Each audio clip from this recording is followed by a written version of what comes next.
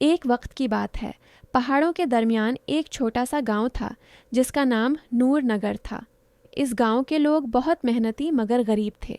ان کی زندگی اندھیروں میں گزر رہی تھی کیونکہ ہر رات جب چاند نکلتا وہ مدھم اور ادھورا دکھائی دیتا۔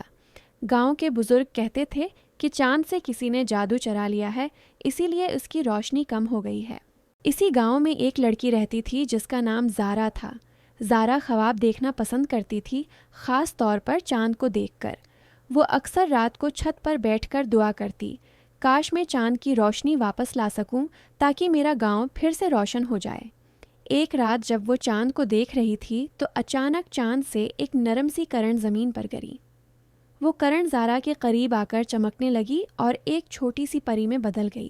پری نے کہا، زارا، تمہارے دل کی پاک خواہش نے مجھے جگایا ہے۔ چاند پر ایک کالا جادو کیا گیا ہے، اگر تم ہمت کرو تو اسے توڑ سکتی ہو، مگر راستہ خطرناک ہے، تمہیں چاند تک جانا ہوگا۔ زارا نے دل میں کوئی خوف محسوس نہ کیا، بس امید تھی۔ اس نے پری کا ہاتھ تھاما اور دونوں ایک روشنی کی لکیر میں آسمان کی طرف اڑ گئیں۔ جب وہ چاند پر پہنچے تو منظر حیران کن تھا۔ چاند کی آدھی زمین روشن تھی اور آدھی سیاہ۔ سیاہ حصے میں ایک جادوگر رہتا تھا جس نے چاند کی روشنی کو قید کر رکھا تھا۔ زارا نے ہمت جمع کی اور جادوگر کے قلعے کی طرف بڑھ گئی۔ جادوگر نے طنزیہ ہنسی ہنس کر کہا، ایک چھوٹی سی انسان لڑکی میری طاقت توڑنے آئی ہے؟ زارا نے کہا، میں اپنے گاؤں کی روشنی واپس لینے آئی ہوں، تمہارا ظلم اب ختم ہوگا۔ جادوگر نے اپنے عصا سے آگ کی لہریں پیدا کیں، مگر زارا نے اپنے دل کی روشنی پر یقین رکھا۔